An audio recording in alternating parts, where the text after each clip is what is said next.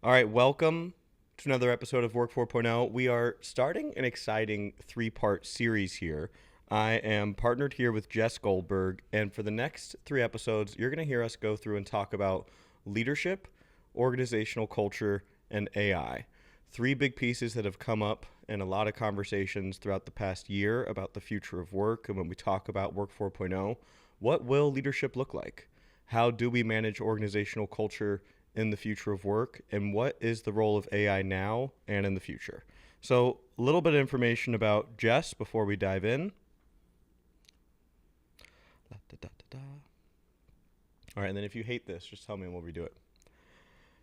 So, Jess Goldberg, who is sitting next to me, is a leadership communication expert, company trainer, executive coach, and international speaker. She has taught thousands of high-powered executives and managers from companies like LinkedIn, Notion, Amazon, Netflix, Levi's, and Bank of America. She teaches a course at Columbia University for graduate students called The Compelling Communicator. Her course for the public, Management Mastery, Communicate with Influence, is a top-rated live leadership course. Jess, other than that bio, what else do we want to make sure we highlight for the people about who you are? That's a great question. Other things to highlight are that I'm really passionate about helping people gain more self-awareness about how they show up in the workplace and helping make people's lives better. I believe that we spend so much of our time in the workplace that it's really important that we actually enjoy it there, that we actually create a better place for all of us there.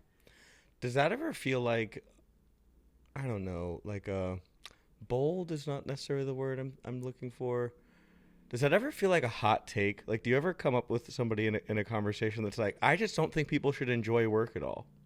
I've never had anyone push back at that. But I imagine that there are some people who are like, no, work is supposed to be work. It's not supposed to be something that you enjoy. But it's not about being like everyone's greatest passion. It's about being a place where we can show up, where we can feel fulfilled, where we can feel like our leaders care about us, where we can feel like we can actually do our best work and we are empowered to do our best work. Yeah. Yeah. I mean, I'm obviously with you, but I think this question about what is the purpose of work and what's the benefit or cost of choosing certain purposes, like that it's a place for people to express their passion or for people to enjoy. What are the implications of that? What's the benefits of that? I think those will be some interesting things that come up in this series.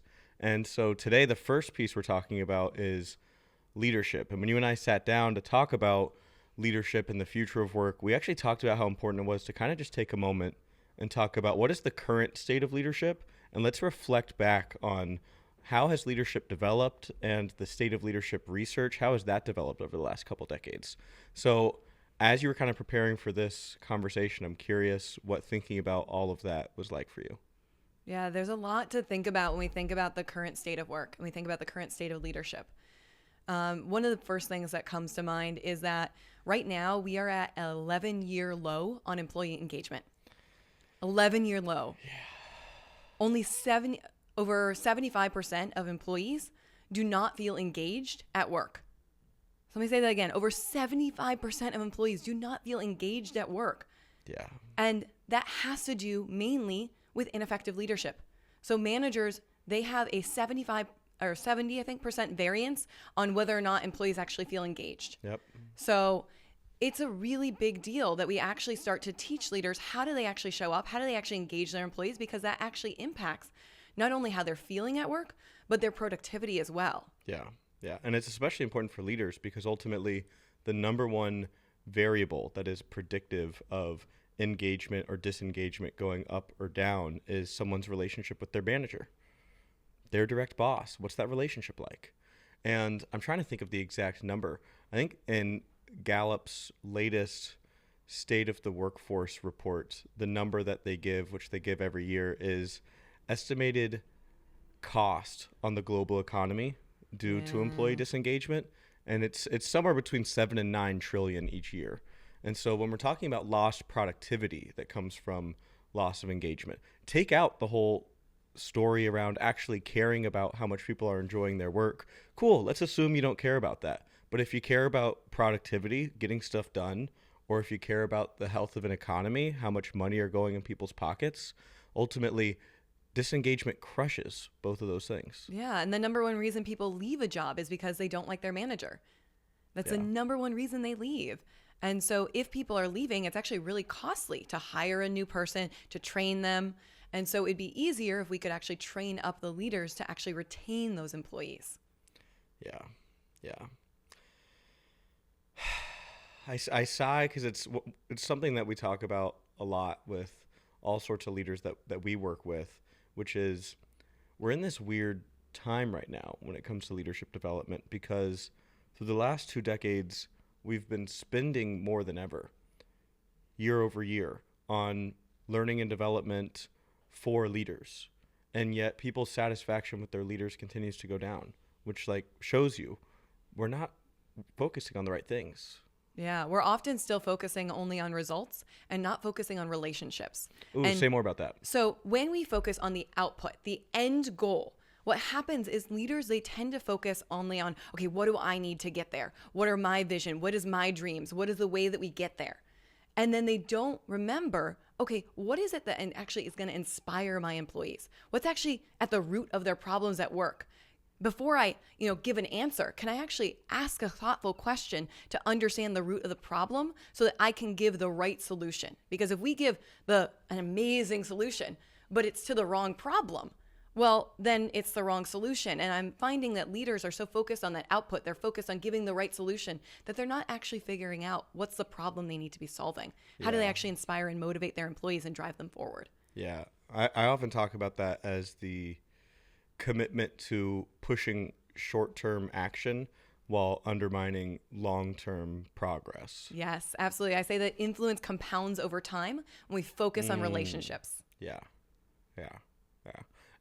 And the big payoff for focusing on relationships, part of what you're highlighting here is that ultimately big challenge that almost every C-suite can complain about is a lack of visibility about what's happening fast enough. Because the higher up in the organization you go, the more important it is for you to have live access to information about what's going on in your business right now so that you can be making fast decisions about how to steer the business. And ultimately, for most organizations, managers become a bottleneck for information flow. And so ultimately, if you don't have managers who are able to build good relationships with the people underneath them and then are able to build processes with their teams for flow of information to be going upward, it becomes a whole bottleneck to the entire business. Yeah, absolutely. And then the information isn't flowing from the employees on the ground floor who are seeing the problems that need to be fixed up to the leadership that can actually make and change those decisions. So we really need leaders managers at every single level, who can ask the right questions, who can slow down a little bit in order to speed up. Yeah, but this hasn't always been part of the conversation about leadership. Ultimately, most businesses that I walk into today tend to sort of like nod along and agree that trust or relationship with a leader is pretty important. That it's a helpful thing to treat people well, and that's good for business. But you go back a decade ago, and that felt like a more contentious angle. You go back 3 decades ago, and it felt like Definitely. even more of a contentious angle. What's your take as far as the story of how that has really changed? Yeah, so part of that has changed because we used to be focused more on manual labor. And so the command and control used to really work well for that. We had people on an assembly line and each person was responsible for one sort of thing. But now, as things have grown, as things have evolved, as we become more in a distributed workforce that's more on technology, we've needed more collaboration than ever before. And if we need humans to collaborate, well, then we need a different style of leadership. We can't have command and control if we need our employees to be collaborating in that same way. Yeah. And so if everyone just has one specific tiny little role they need to get done and they need to execute that same role over and over again exactly the same way, command and control used to be a way that would work. But that doesn't work anymore. It also doesn't work because humans have evolved. The things that we care about, the things that we value has changed. And so that changes what we expect in the workplace. Yep. And I think that can be a really helpful story for understanding some of that change in the role of a leader through the last few decades. Because most leaders that we've talked to and surveyed through the last few years describe this sort of whiplash experience of feeling like through the last few years, the list of things they're responsible for has continued to grow without necessarily getting the training or resources or even explanation as to why that's happening. And so I want us to sort of just slow down and zoom into what you just laid out, which is there used to be this idea of management that was really about command and control, that was about top down, power over leadership dynamics, which was really important because when you're talking manual labor or manufacturing or factory settings, the importance is about adhering to repetitive processes and minimizing mistakes.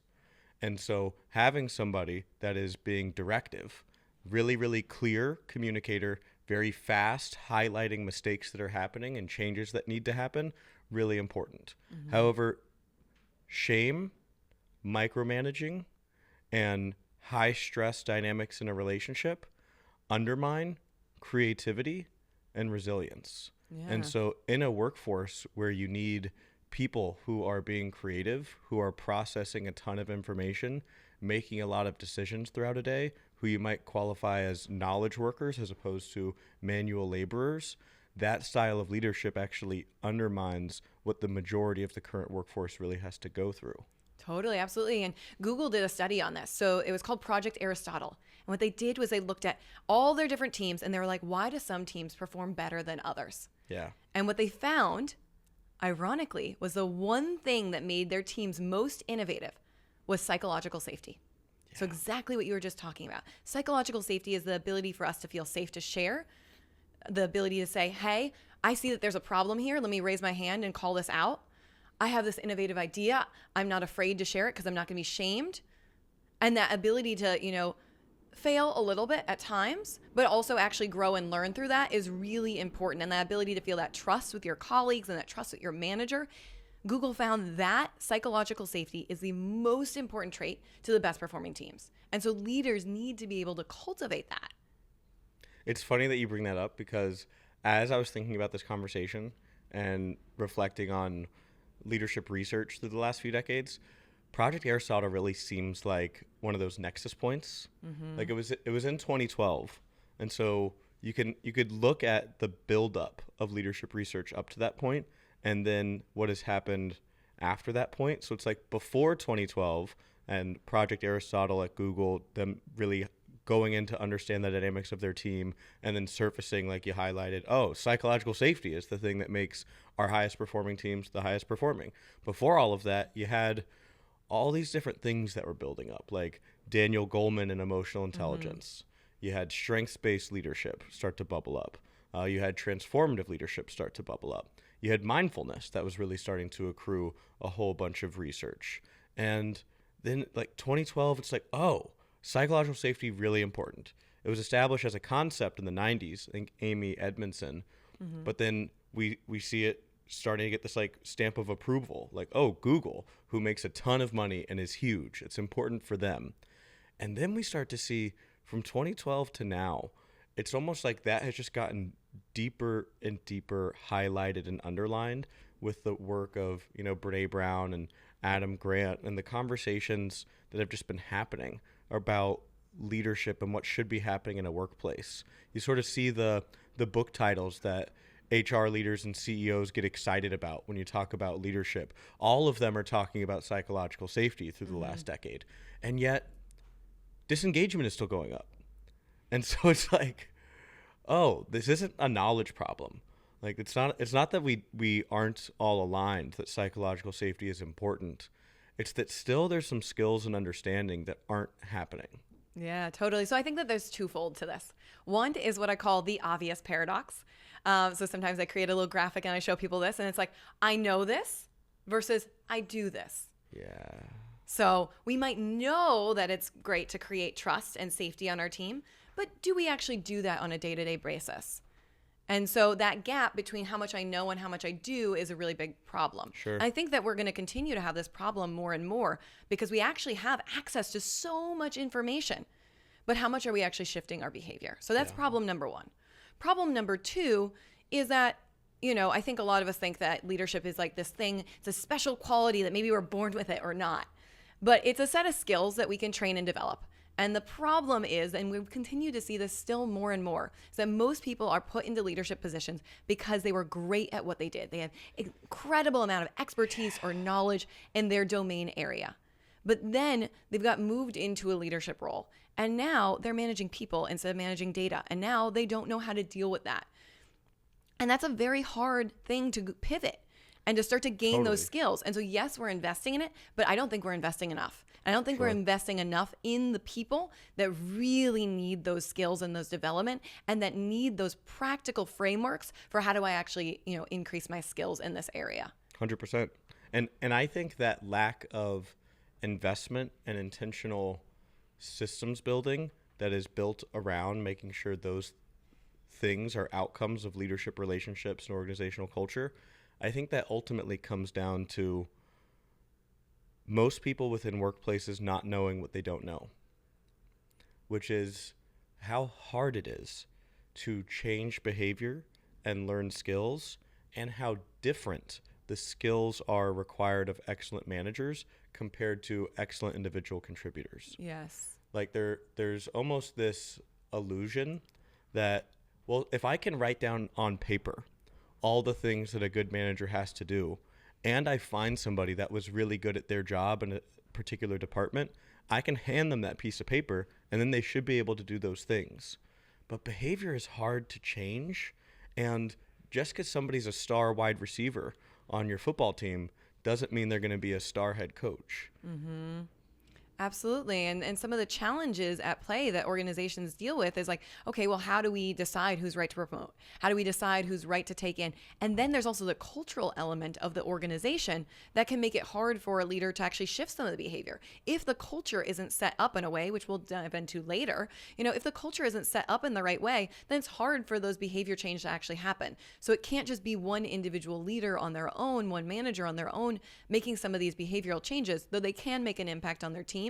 It also needs to happen as a whole for all the leaders. And that's why, I really encourage organizations to train up all your leaders on the same language so that they can use that same language, those same frameworks together. Sure. And then that brings us to the question of, well, what language should I use at our company to define what good leadership is? And what is good leadership, and what skills should they have? So as we think about those questions, what comes up for you? Yeah. So, there's a ton of skills that I think each leader needs. I've developed my own framework. It's called the 8 archetypes of influence. Each archetype is a skill I think leaders need. And so, for instance, there's the scientist archetype, and that is that people need to observe behaviors objectively without judgment or bias. That's how you actually give great feedback. That's how you actually drive things forward. But I think that there are a lot of skills that leaders need, and each organization needs to look at, okay, what are our values? What are we trying to get at? Yep. And what are the foundation principles? Because, depending on your organization, you might need slightly different skills for each of your leaders. And so it's important to focus on what's the value set, what's the culture we're building, what's the goals we're trying to achieve, and what's actually coming from underneath about what the employees are asking for. Because that's changing a lot too, about what kind of leaders employees want. We're seeing Gen Z require different things of leadership than we've ever seen before. Yep. And one of the things, as I hear you lay out a perspective on how do you define what skills a leader in your organization needs, that then comes up for me is the real struggle in the research around defining what leadership is. And I think that's actually a huge opportunity. I think the reason it's hard for leadership researchers to align on what leadership is and frameworks for what skills leadership should consist of is it's really context dependent. Mm-hmm. Like one of the things that's really consistent is responsibility and power, right? Like a leader is someone who has followers, or a leader is someone who is responsible for influencing and directing a system of people, or a leader is responsible for developing the potential of people who follow or work with them.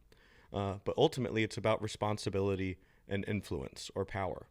And so what that means is you really can't define a leader without also defining what is the system they're responsible for. And so kind of letting go of this idea that there is one cookie cutter shape of what a leader is supposed to look like that is the same across every organization, and instead asking the question, what kind of organization do we want to run? And what kind of leader do we need in order to direct, shape, and support an organization operating that way? Yeah, absolutely. And, leadership is really the ability to inspire and empower others to do something great. And each organization needs to figure out, okay, what's that something great that we're going for? Yeah. What's that thing that we're actually trying to achieve that's actually, good for the world and good for other people? And then how do we actually inspire and how do we empower? And those are two separate things, though related. So how do we inspire, actually get people to be motivated? We talked about how the low engagement right now on employees. So how do we inspire them, get them engaged in work? And then how do we actually give them the tools and resources to do great work? Yep. Because people can be inspired, they can want to do the work, but not have the tools or resources or knowledge to be able to do it. So we need to do both as a leader. And that's really where it shifts from being an individual contributor to being a leader, is you have to go from, okay, what did I once do? And now how do I explain it in a clear and direct way that is going to inspire others and they actually know exactly what they need to do? Well, not limiting them and their own creativity too. Can you say, what's the importance of not limiting them in their own creativity? Well, that's the disengagement part. So if we limit them, if they don't feel like people have agency, which is something that's become more and more important, is employees want to feel like they have agency a little bit in their own work. So if they feel agency, they're going to be more inspired to create something, and they're going to come up with unique solutions that you might not have thought of. The employees are on the ground floor. They see the problems more clearly sometimes than leaders do. And so the higher up you get, the less you know what it's like to be on the ground floor. You may think you have an idea about what it used to be like on the ground floor, but it's different. It's different and it's changing every single day. And so they have more understanding. And so they're going to come up with the more creative solutions for how to drive things forward. Yeah, it's the great paradox of being a leader, which is within every single organization, anyone who manages other people or manages processes, basically anyone who is a leader, you have to hold two things at all times, which is alignment and autonomy. You have to be asking, how can you expand and deepen both of those? The alignment piece, because you need alignment around what's our mission and vision? Like, where are we trying to steer to? And what are our goals so that people are taking actions going in the same direction? But you also need alignment around like what communication channels you're going to be using for which different things so that communication is flowing, so people are stacking up their actions together, going in the right direction. And the challenge with that is the more processes and structure you create to maximize alignment, you can start to undermine autonomy, which to your point, autonomy is crucial to people's sense of motivation and agency. They need to feel like they have some sense of power. And it's even more important in this modern world because people feel less and less agency. With trust in institutions plummeting, with this information overload of content being everywhere competing for our attention, people's sense of agency has sort of gotten flooded and diminished. And so work is a place where people naturally have at least some. And the more that we can turn the dial up on that, the more motivated they'll be, the more creative they'll be, the harder that they'll work. And so it's this paradox for every leader to think about, like, okay, how do I make sure I am maximizing alignment so that we have information flow and so I can see what's happening, while also trying to maximize autonomy by inspiring and empowering my people? Yeah, absolutely. And I like to think about it as like the leaders are the ones that are responsible for creating the container, for creating that structure, the outline structure of where are we going, what are we trying to achieve, though using, what employees might also want as part of how they shape that mission. They shape that mission and then they, the how it gets done should be more owned by the employees. Sure. And so that's sort of then what can erode this like almost perceived tension between alignment and autonomy. Like if you bring the employees into the shaping of the systems that create that alignment, now there can be a marriage between those two forces. Yeah, absolutely. So I have this matrix that I have about how do we decide who's responsible for what decision. Sure. And what I like to think about, is how easy to reverse is the decision and how big of a long-term impact is it. The harder a decision is to reverse and the bigger the long-term impact, the more likely you should have a high-level leader, the CEO. So for instance, if we're going to rename a company, we're going to rebrand it, we're going to put out a PR release, that's pretty expensive. That's pretty hard to reverse. It's going to have a big long-term impact on the company. So the CEO or C-suite should be the people responsible for that.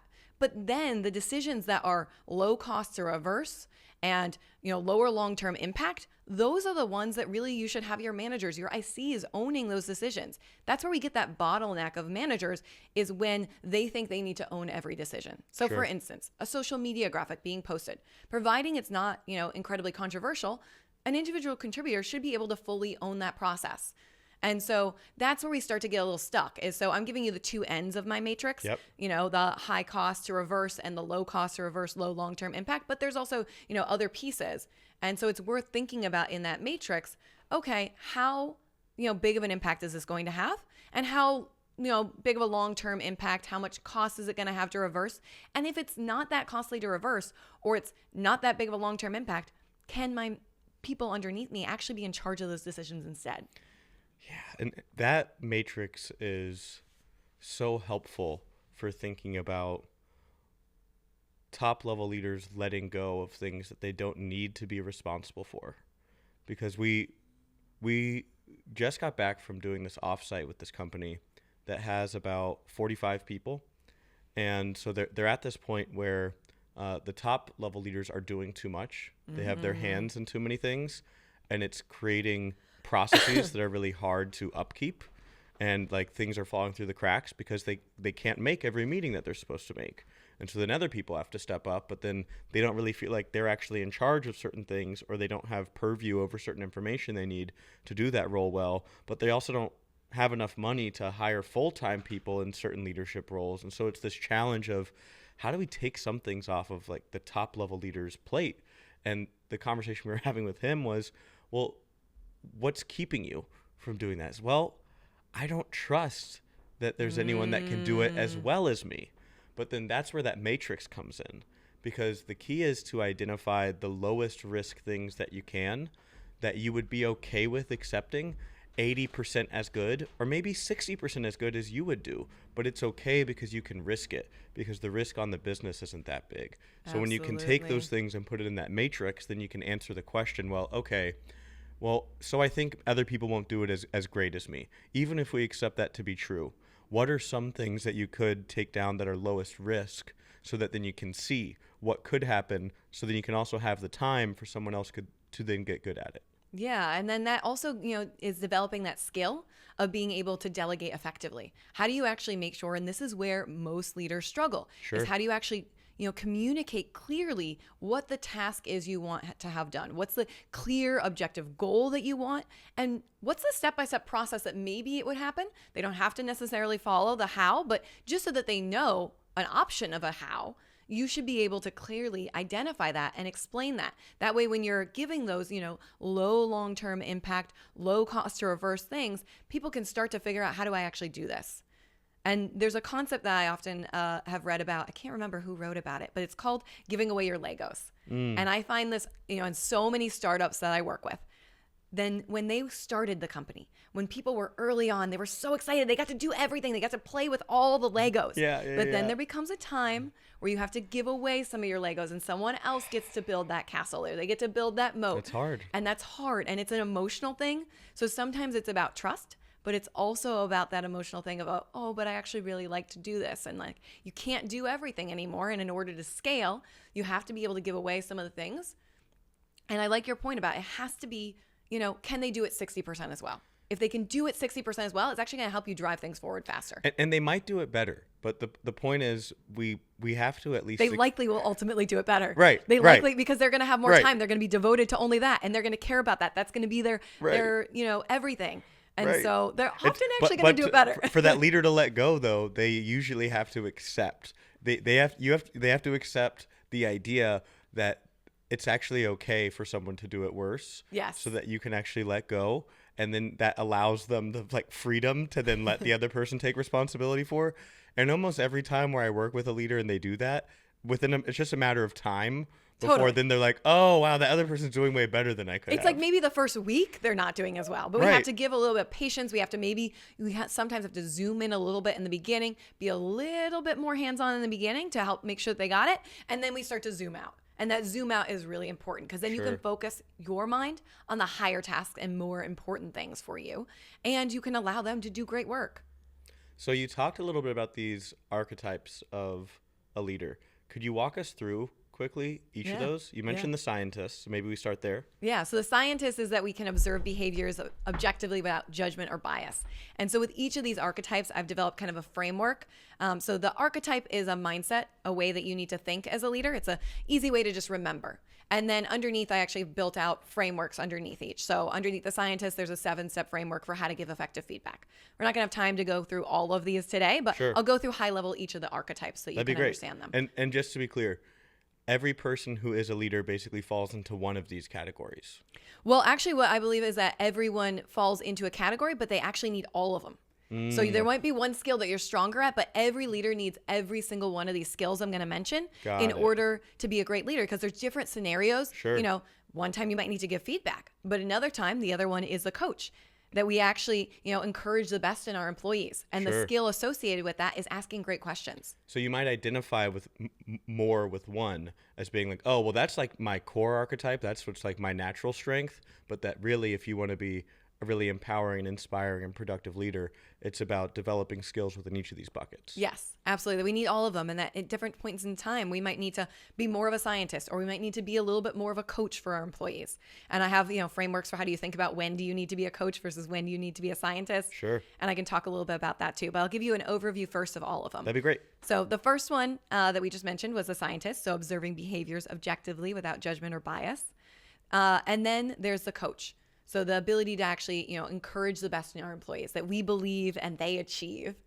And, I have a controversial opinion with this one. And that's hit that us. I believe that there are no lazy employees. They're just employees that are actually lacking the right motivation, the right support. And we actually, as leaders, can change that.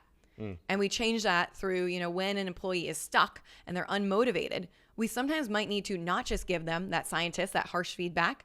Sometimes we actually need to ask thoughtful questions and understand what's at the root of their problems and how can I help them uncover what's going on Sure. to help drive them forward. Sure. And how can I encourage that autonomy in them where I don't just give them the answers, but I encourage them to have their own creative thinking. So that is a hot take that there's no such thing as lazy employees, because what that then opens the door to is a greater responsibility for every leader. Yes. That ultimately, if you have people in seats who have the skills and competence to do a job well, and they're not, if it has something to do with effort, what that means is you actually share in the responsibility for figuring out how you can coach or support somebody to actively be doing their role well. Yeah. You can't dismiss it as, well, they're just lazy. There's something else there to uncover and unpack. Yeah, and the reason I like to say that is because I want people to be first leaders that are actually exploring and trying to understand what's going on, to try and figure out if they can help and do something better themselves as a leader to shift it. Now, Sure. ultimately, it does take the employee. Like maybe they don't like the job that they're in or they're in the wrong job. And that's not the leader's job to maybe, be their therapist. Sure. But it is their job to figure out, is there something more I can do? Is there something I'm not doing that's, stopping them from being motivated at work? So it's not to say that there's no such thing as lazy employees, and so no matter what, you should keep employees there until you figure out how to motivate them. It's more so saying, if you start with the idea that there's no such thing as lazy employees, then that actually takes off the table that you get to immediately use that as a way to dismiss. Yes. And instead you have to be curious and actually dig in and say, okay, well, what's going on here? And is there something more that we could be doing that could unlock the doors for this person? And maybe what you'll discover is there's not. Maybe this person isn't a right fit at this company at this time for whatever reason, but that Totally. ultimately a better use of resources and what's fair to that person and what's best for the company is to start with the question of, well, what's really going on here? Yes, exactly. That we have to start as leaders taking accountability for if employees are not performing well. Sure. We can't just put the blame first on them. We have to take accountability first on our own side. And so then that's the power of the coach. That's the power of the coach. Exactly. And so then the next one is the monk. And what monks know is that we have to start with regulating ourselves. If we can't manage ourselves, how can we manage others? Yeah. And there's, in science, I'm sure you've heard about this, there's something called mirror neurons. And so we often operate similarly to those who are in power above us. So if we are, as a leader, if we're anxious, if we're nervous, if we're angry, how do we think our employees are going to show up? One of my favorite studies about mirror neurons is they took these folks, I think they were in Australia, but essentially they ran them all through these MRI machines to see the patterns for how their brains were wiring and firing. So really seeing the patterns for their neurons and synapses. And without knowing anything about the people, they were able to identify who amongst the study participants were friends. Because it's not just that our behaviors start to match the standard of the people that we spend the most time with. The very ways that our minds are wired and the ways that we think start to match those folks. So as leaders, when you think about that, right now, in this moment in time, the number one place that people spend time, other than time alone, is at work. And so this is the power of modeling how you want people to show up and setting up processes that are the ways that you want your teams to be operating, because ultimately the interactions that they have with you and the interactions that they have with everybody become the very ways that they think. Yeah, absolutely. And so that's why we need to take accountability. And that can be really hard as leaders, to start to learn. It's hard for everyone to learn, how do I regulate myself better? How do I not get overly triggered by something that comes up? How do I take my intensity from a 10 maybe down to a 5?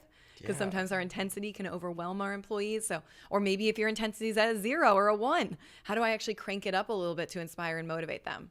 Yeah, and I find it's also sort of helpful just to underline for leaders today how hard the job is, and that your job isn't to not feel stressed and so then to constantly feel calm and then to model calm. But your job is to be stressed in ways that are calming to the people that you work with. And so can you regulate stress within your body enough where you're not discharging it through like anger, blame, and reactivity in the ways that you're leading? And like, it's okay if you're stressed. Yeah, it's okay. totally. You're responsible for a lot, and it's probably overwhelming a lot of the time. And the question becomes, how can you hold and process through that stress in ways that isn't deepening and ramping up more of the stress on your team, which then isn't going to be productive? Yeah, absolutely. It's not about making the stress totally go away or being this like calm. I think a lot of people have a misperception of monks that like they're calm all the time, but it's not about being calm actually all the time. So I used to work at a meditation company. I worked with some of the best, mindfulness practitioners in the world. And it wasn't about being calm all the time. It's about being able to notice your reactivity when something comes up and being able to make an active choice. Do I want to get angry about this? Do I want to, actually spiral? Or can I notice this is hard? Can I give myself a little bit of compassion that I'm in a tough role? There's a lot of challenges. There's a lot of pressure. And can I say, hey, I'm still going to show up with the best I can for my employees. I'm going to have a lot of stress, but I'm still going to choose and make that active choice to show up differently. Yeah. It's not their responsibility to receive my reactivity. Yeah. It's my responsibility to navigate how I can hold and process those emotions in ways that are productive for my work and my team. Yeah, and alchemize them. Yeah. All right, so I'm a scientist, I'm a coach, Yes, I am a exactly. monk. And then the next one, you need to be a teacher. And what teachers know is that everything that can be said clearly. And that we need to simplify everything for the learner, and our employees are the learners. And that's that difference of moving from an individual contributor to being a leader. And when we get to being a leader, the more advanced, the more expertise we have something I call the curse of knowledge, where it's hard to remember what it was like to be a beginner, to not know everything that we currently know. And so we have to use this skill of how can I actually communicate all the things I know, the advanced knowledge, the expertise, in a way that's actually going to be teachable and understandable. And when I'm giving directions or when I'm delegating a project, that my employee actually understands. Yeah. I was just talking to this guy who is a chief operating officer at a growth stage startup. He manages like 12 different people. And we were having a conversation with the entire leadership team where he was highlighting he doesn't feel like his one-on-ones are productive. But everyone else on his team rates their one-on-ones as highly productive. And the thing that he didn't recognize was oftentimes they're going over things that he already understood, that he is having to explain for them. And by getting to have that conversation, he was realizing just how important it was for them to have touch points with him where he could explain different thinking and different processes that they hadn't gotten yet. Yeah, absolutely. And I always tell this to leaders that I work with, that it's really important to keep and to set those one-on-ones. So often as leaders, we might say, I know everything's fine. I don't need to check in with that person. And then we cancel the one-on-one. But Sure. that employee then didn't have that opportunity to ask the question, to share about something. You can show up to the meeting, check with them, and maybe there's nothing you neither of you have, and cancel it after 5 minutes, but you have to show up to that meeting. Yeah, the consistency of those is crucial because people have to feel like they have a place that they can go to for those things that they put in a bucket. And I'll even tell folks like you can time box it if you need to smaller boxes, but Totally. don't just opt to totally dismissing it. Like hop on and say, hey, it's a really busy day for me. I can't do 30 minutes. I can only do 15. So can we go ahead and set up the highest priority things for us to talk about? That's still more valuable and gets to build trust with that person, protects that they still get that space. Yeah, absolutely. And so I'll move us to the next one, which is the politician. The politician. And so people can always be a little resistant to this one at times. But what great politicians know is that people don't follow you, they follow a dream for a better future. And love or hate any of the current politicians, they have the politicians that have won figured this out. They all sell a story. They sell a story. Whether or not they can do the story and actually execute on it is another question. But politicians are always getting people to buy in to a better future. It's not just about them as a person, it's about what's the future I'm building. And I believe as leaders, we can do this better. We can start to figure out, okay, what's the future that we're building with this organization, with this company, that goes back to that mission, the values, what are we creating? What does clearly success look like for us? And then getting people bought in. So one thing politicians do that I've noticed, so I used to be a journalist. I won 2 Emmys for my work at ABC News. And so I used to follow politicians very closely and understand, okay, what are they doing that's different? And one thing that they often did was they would do something called a listening tour. So before they would announce their strategy, before they'd even say, I'm running for mayor or I'm running for governor, they would go around and they would talk to all their constituents. Not every single one, but they would talk to a lot of them. Get a feel for what's actually going on the ground floor. What do people care about? Then they would shape their message when they announced that they were running for office based upon that. We as leaders don't do that often enough. 100%. 100%. How does a leader in a workplace do that though? So if you're a new leader, say you just came onto a team, you have a lot of pressure to come down and create a new strategy. You know, this happened to me when I was a VP at a company called Bloom. There was a lot of pressure to create a new strategy right away. But what I did first week, only did interviews where I talked to each employee and I understood, okay, what are the things they care about? What are the things that matter? What are the problems they're currently facing? What would they like to see the company achieve? And I started to just get a feel for what was going on. And when I announced my strategy, everyone on that team embraced it. Yeah. And the CEO was like, what did you do? How did you get them to embrace it so quickly? Because he said in the past they had been resistant to strategies. And it was because I got their buy-in early. People are far more likely to embrace a strategy, even if it goes in a different direction than they wanted it to, if they felt like they had a say early on. Yeah, it's accepting the reality that you actually can't escape attending to the way that people feel about changes that are coming. You can either attend to people's needs, fears, and feelings at the beginning, or you can spend infinitely more time attending to the problems, challenges, and resistance that will come later because you didn't invest that time. So true. I've had so many leaders come to me to coach with me, be like, I just announced this new strategy. I did an AMA and all I did was get resistance. And it's like, well, gaining buy-in starts with at the very beginning, not at the back end. Right. And it's the magic of how the time actually ends up being spent, which is you think it's like, oh, I don't have time Yes. to talk to everybody and figure out what matters to them or what they need or what their perspective is on the challenges. But if you accept that reality that you actually can't escape, that people need that acknowledgement or it will lead to problems, then you can understand you're actually saving time by Yes. investing it in the front end. And then when it comes back to, oh, I really want to maximize engagement for motivation, now you understand what drives each person.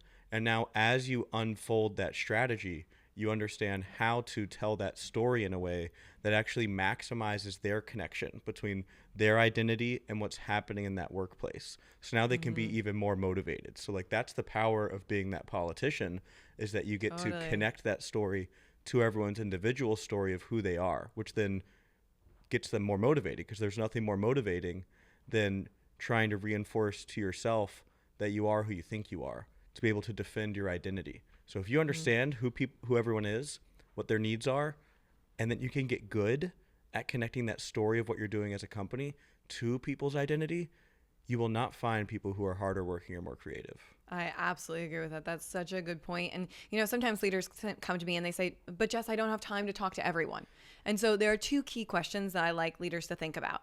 When you're coming up with a new project, a new strategy that you're putting on someone's plate, you're going to come up and you're going to start to ideate a little bit before you announce it. Sure. Two key questions you should ask. Will this significantly matter or affect this person? So then you decide if yes, that might be someone you might want to talk to.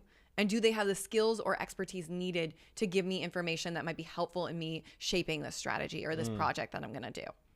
And those two key questions will help you determine, maybe you don't speak to everyone, but who are the people who it's going to matter the most to? Sure. Who it's going to impact their day-to-day work. Maybe they're going to be the one that's working on it. Or who is it actually has the expertise and knowledge? Maybe they've done research on this and you might want to ask their advice on it. Sure. And so I'm hearing, even in that, being a politician, connecting that story of what you're doing as a business to people, I'm also hearing those skills of being a scientist, as far as asking the right questions in those conversations and being a monk, so that you can have effective conversations, because you're able to show up in a way that actually invites productive conversation, and being a coach, because ultimately having those conversations you'll probably need to help people even think about what it is that they need and what their challenges have been. Yeah, absolutely. So then there's three more that we're going to go through.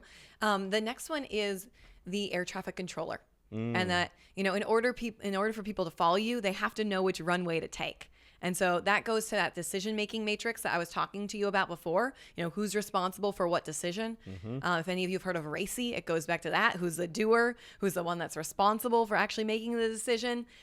So those are the things that we need to be thinking about. That's really important for how do people actually follow you? Well, they need to know, are they responsible for this, or is someone else responsible? Do they get to make the decision, or does someone else? And then they can actually go and execute. But we need to empower that execution. Yep. So air traffic controller. Yep. And then we have the entertainer. Ooh, I like that one already. So the entertainer is that we know that we can, actually move people with our words, that we compel people by saying something that's not just through what we say, but how we say it. And that's so important, because there's a lot of studies that show that when people's message, what they say, is incongruent with their body language, people will pay more attention to their body language. And so we want to have that congruency. We want to be able to actually say, okay, what's the emotion? What's the thing I'm trying to convey to these people? And that goes to kind of that monk mindset. But we want to actually convey it in a way that's compelling. And we do that by actually thinking about, okay, what's the emotion I'm trying to convey here? What do I want people to feel? Yeah, I mean, again, it comes back to like motivation and creativity. Like there's one piece of like being the politician and being able to connect the story of what you're doing to what matters to other people, and that can like unlock a greater sense of purpose. But the other thing with motivation is just like play. Like we do things to feel good and to like be excited. And so like owning that as a modern leader, where you're trying to pull in people's attention, you're not just competing with whatever's on their mind that day. You're competing with every other thing out there that competes for their attention. TikTok, Instagram, Facebook. You're competing with them. They're looking at those on their day-to-day basis. Yeah, anything they could pay attention to. You're just another source of content that they could pay attention to. And so how can you make the meetings and the work and just showing up at whatever your business is, how can you make that as entertaining as possible for them so that you get more of their attention, you get the best of their work? Yeah, absolutely. And then I'll go to the final one just so that we can move through them, which is the conflict negotiator. So this is something every single leader has to deal with. Conflict is inevitable in the workplace. I can see like a room full of leaders that once you get to that one, just being like, oh man. And it's hard, especially with distributed workforces right now, with, cross-functional teams. There's so much conflict that's always happening. Conflict is inevitable. And so we have to, as leaders, know, how do I manage it? Especially, if you're a middle manager, you have to know, how do you deal with the burnout of your employees and the pressure from the manager above you? How do you deal with two employees who are fighting with each other, or two teams that are kind of against each other? You have to learn, how do I actually facilitate empathy, allow people to understand each other, and get creative in how I come up with solutions. Yep. And the biggest objection I hear to this from most leaders is one that I've echoed a ton already in this conversation, but I don't have time for that. Yeah, and that's a really common thing that comes up. But like, conflict, if we don't actually deal with it, we don't actually have, if we aren't effective in dealing with it, it's going to cause a lot more problems. It's only going to bubble. Most people who are conflict avoidant, who avoid it, what happens is it just starts to bubble, and then all of a sudden it breaks, and you've got this big problem. It's not going to go away. It doesn't go away. It increases resentment or anger. And so we have to know how to deal with it. And it does take time. And, and this is why a lot of people don't want to be managers right now. Like there's a rise of Gen Z saying, I don't want to be a leader. And the reason that is happening is because they don't feel like they have the tools and skills to deal with stuff like this. They feel like there's more pressure than ever. And that's really hard. They think they see other leaders and they're like, wow, the stress that they're under, I don't want to deal with that. Yep. But it is possible for us to deal with that. And we need to give people the right tools, the right training, the right skills so that they can actually feel confident in the workplace and they can feel like they can actually move through some of this stuff with ease. Yeah, it's funny. We're at an all-time high since, well, not all-time in the last 10 years. But since 2014, there's never been more people actively looking for a new job. And yet right now, there are less people looking for management positions than 5 years ago. Yeah. And so despite more people looking for new jobs, which is higher than it's been since 2014, people don't really want to manage. And it often is because of that conflict piece. And important piece to highlight about that is the more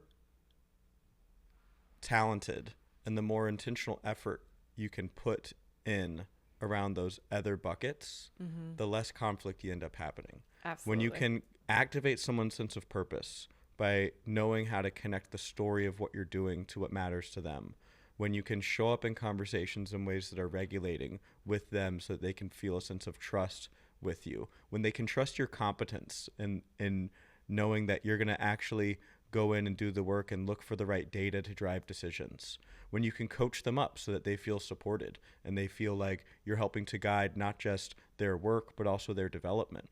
Ultimately, what you start to do is you're deepening engagement.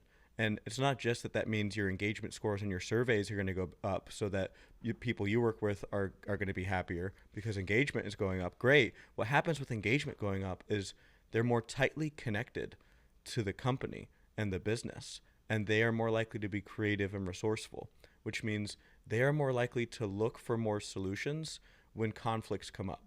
They're more likely to move through and solve conflicts that come up with the people that they work with on their own without you having to come in there and solve them. They're more likely to be able to give people the benefit of the doubt instead of feeling disengaged and dismissive or aggressive, which are all things that happen more with disengagement.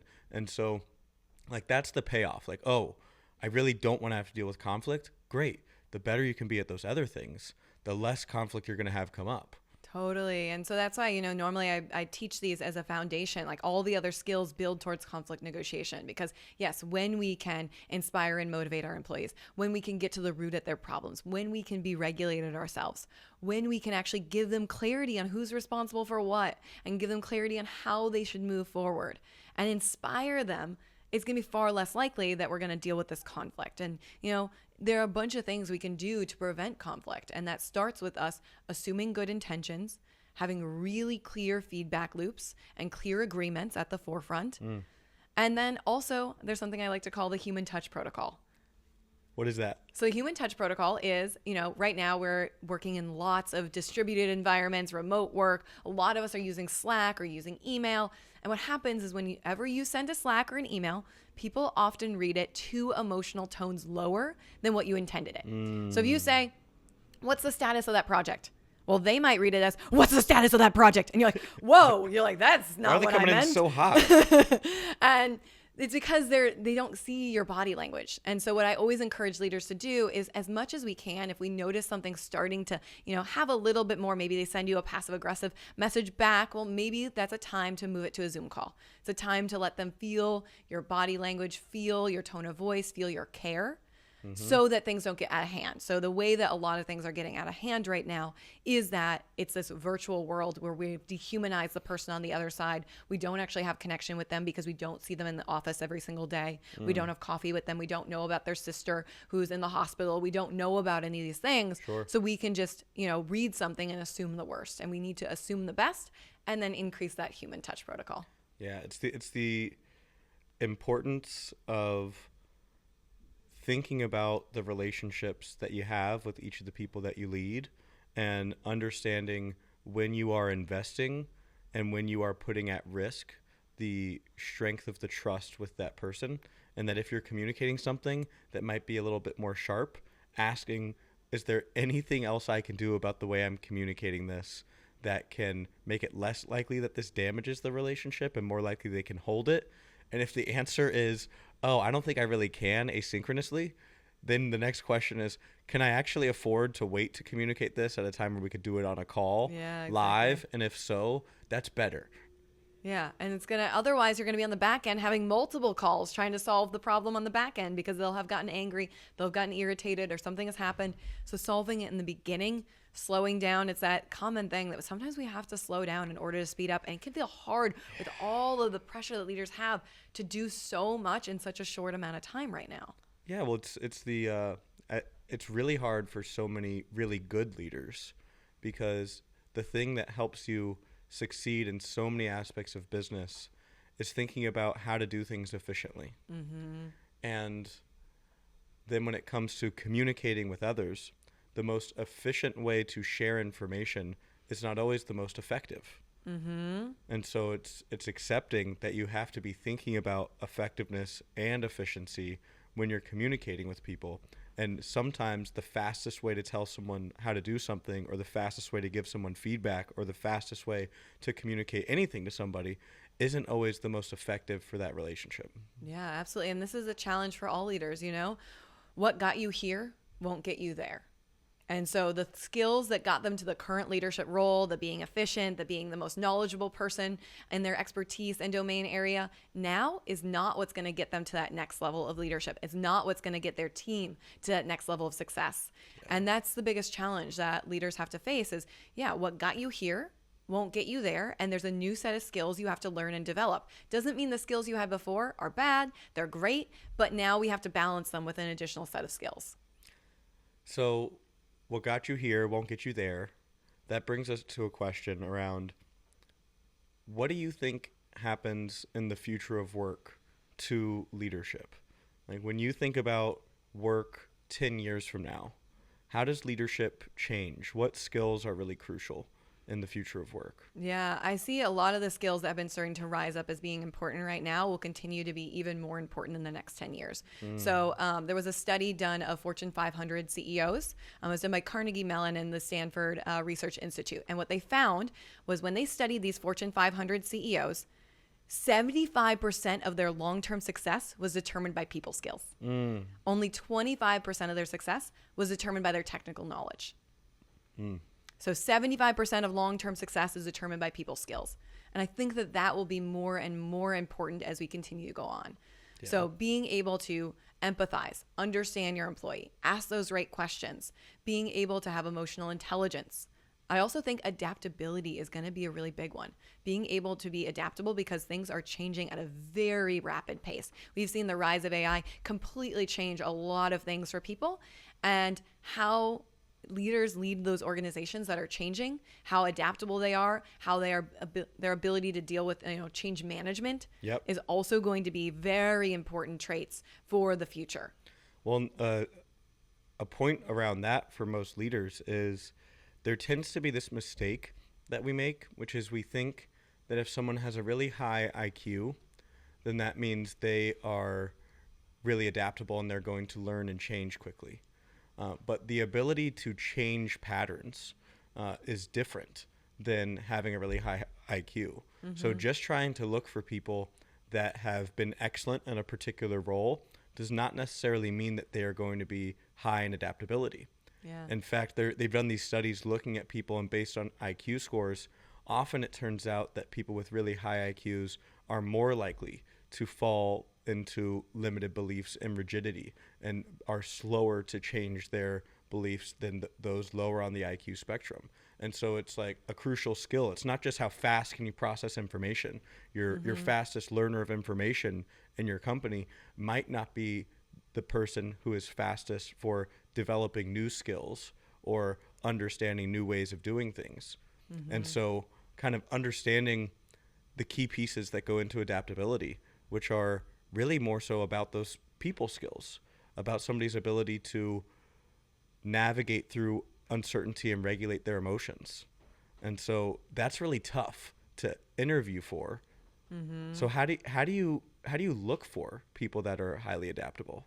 Yeah, absolutely. I mean, well, there are questions we can ask during an interview process. You know, you can ask a question about, tell me about a time where like your company made a major pivot and how did you move through that, or a big change that you've had to go through in your life and how did you, move through that. Sure. So asking people questions to get a feel for their past Situational interviewing, can be crucial. really helpful. Sure. That can be really helpful. And then when you have people within the workplace looking for when the company makes a change, how are employees responding? Which are the employees that are like, okay, I understand that maybe this isn't exactly how I wanted things to go, but can I figure out a solution to drive this forward in a meaningful way? And so looking for the employees who are able to take challenges, who are able to take these changes and able to actually drive things forward in a meaningful way and able to get Sure. other people to come along with them. So Yeah. looking for the employees who maybe aren't the current leader, but who are able to kind of galvanize the people around them in some sort of way. And so scanning around, like looking for that resourcefulness and that quick ability to shift gears as projects unfold, like making a note of that those are people that are crucial, because at the fast rate of change happening in our world, so many things within every business are going to be changing in the coming years. And so those people who can be highly adaptive and resourceful, figuring out new ways to solve problems, learning new technologies, they're going to be crucial. And so keeping a lookout for that, and then also asking real situational interviews with people so you can get a sense for how have they handled change and uncertainty in the past. Yeah, and with that, I think another big one that's going to be really important is decision-making ability and moral thinking. And, we can define that in a bunch of different ways. But one reason I think that one's going to be really critical is because as AI systems grow, as they become more of stuff that we are using, as we're using these large language models to take over pieces of our work, we're going to need leaders who can decide what's the best way to use them. They're going to need to decide what are the inputs that we're actually going to put in. And so we're going to need really smart leaders who can think about things in a nuanced way, who can understand what are the implications of each of these things and how do we make the right decision. So you're going to need leaders who are adaptable, who can be great at making decisions, and who have a really strong set of people skills. All right, now we have less people than ever really wanting to be managers. So as we close out this conversation, what would you say to everyone out there who thinks maybe they don't want to be a manager that manages other people as a leader in an organization? Yeah, well, first I would say, let's take a hard look at why you don't want to be a leader. Let's explore what are the reasons that you don't want to. Is it that you don't actually feel like you have the skills? Well, maybe you could learn those. Is it that you're like, I actually really don't like being in charge of other people or having to think about some of these things. Maybe I love being a domain area expert, or I love just like working on this one thing that I really care about deeply. It doesn't have to be that you have to be a leader. If you don't want to be, we shouldn't be pushing people into it. And I think we've made this mistake of telling everyone that their career path, the only way to go up is to go up by being a leader. And I think really organizations need to think about how do we actually raise the salaries of really strong individual contributors Totally. so that they can feel like there's a path that they can grow there. And I've seen some organizations do that really well. So there can be both. We need to train up and give people the skills, the tools, the expertise that they need to be a great leader so that they feel like they can be empowered to do it. And the people who do want to be it can fully feel like, oh yeah, I can take this on. And we don't want to pressurize people who don't want to be that, because if you put someone in a role who doesn't want to be a leader, it's not going to be a good situation for everyone else. And so we need to not make that the only way of growing in your career is by increasing as a leader. And so both of those are true. People need to have the skills, and also not everyone needs to be a leader. Yeah.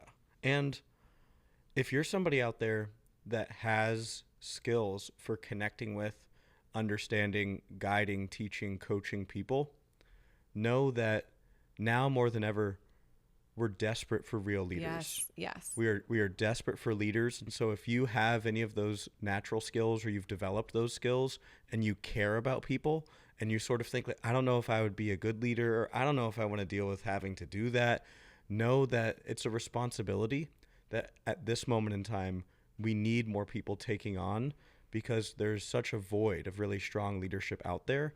And ultimately, the only way that we navigate through all of the changes that are coming, the only way that we reverse some of these challenges within our society around polarization and consistently high mental health disorder and worker stress levels and climbing worker disengagement, is that we have more of you stepping up and becoming leaders in those workforces to support those people, advocate for changes, and lead a different way of working. Yeah, and if you want to be a leader, if you're like, oh, I want to be a leader, but I don't know how. If you have that calling in your heart, there's a role out there for you. If you have a calling in your heart to be a leader, there is a role out there for you. And a lot of us think that leaders are either born with the skills or not, but it's a set of skills that you can train and develop.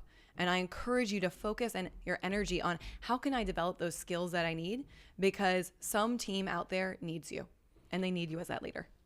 Amen. All right. Well, Jess, this was so fun. Yeah, amazing. I'd love to give people a place that they can come and connect with me. That'd be great. So, Tell us. You can go to jessgoldberg.com. And if you go there, you can, if you want to book a company training for your company and offsite, you can schedule a free call with me and we can discuss your unique team and how we can actually support you, your team, and your leaders, or maybe just your employees. And then I also have some free resources. So if you go to jessgoldberg.com/resources, you can get my 8 archetypes of influence guide. You can get a guide to give effective feedback. And there's a few other free resources there. So highly encourage you guys to go there. Would love to stay connected and looking forward to meeting more of you. We will link all of those awesome things for finding Jess in the show notes, and be sure to tune in next week and the week after as we continue this conversation with Jess about leadership, organizational culture, and artificial intelligence. Thanks, everybody. Bye.